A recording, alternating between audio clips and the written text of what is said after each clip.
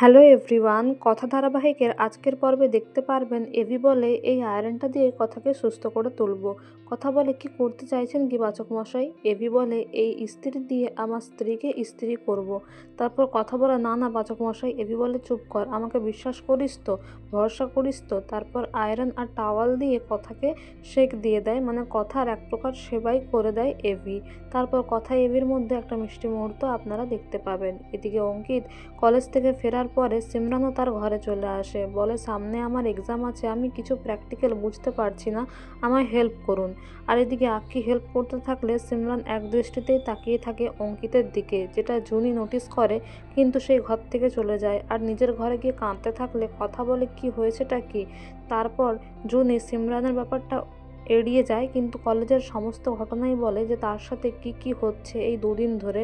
এমনকি সবাই তো ভুল বুঝছে, অপমান করেছে, আঁকিও ভুল বুঝছে, কিন্তু অঙ্কিত এসে করে বলে যে জুনি মানিয়ে নিতে পারছে না, সে আবার জুনিকে ভুল বোঝে। এটাও বলে যে কলেজের স্টুডেন্টরা খারাপ নয়, তারা খারাপ ব্যবহার করতেই পারে না। তখন জুনি বলে তাহলে কি আমি খারাপ?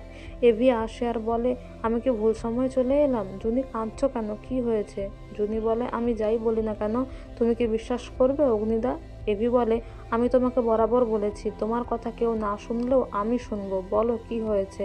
তারপর কথা সবটাই এভিকে এক্সপ্লেন করে, আর এভি বলে দেখো তুমি কালকে সময় মতো চলে যাও, দেখবে সব নর্মাল হয়ে গেছে।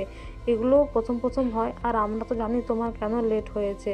আর তাছাড়া আমরাও কলেজে মানে জিওগ্রাফি টিচারকে এরকম লেকভুল করতাম। কথা বলে এটা মোটেই ঠিক না, টিচাররা শ্রদ্ধেয়, তাদের সঙ্গে এরকম আচরণ করা ঠিক নয়। এই বলে চারজনের মধ্যে ঝামেলা সৃষ্টি হয়, আর সেই শব্দ শুনে চিত্রা আর সিমরান খুব খুশি হয়। সিমরান বলে আমি ঠিক জুনিকে আলাদা করে দেব। আর এদিকে চিত্রা মনে মনে বলে প্রথমে আক্কি জুনিকে আলাদা করি, তারপর এভি আর কথাকেও আলাদা করব। এদিকে কর্তা দিদা মেজমাকে বলে দেয় যে তুমি আর রান্নাঘরে যাবে না। তার সঙ্গে সঙ্গে কর্তা দাদুও এসে বলে দেয় যে তুমি আমাদের ঘরে, ভাড়ার ঘরে, ঠাকুর ঘরে, রান্নাঘরে কোথাও যাবে না, আর পারলে তোমরা আলাদা হয়ে যেতে পারো।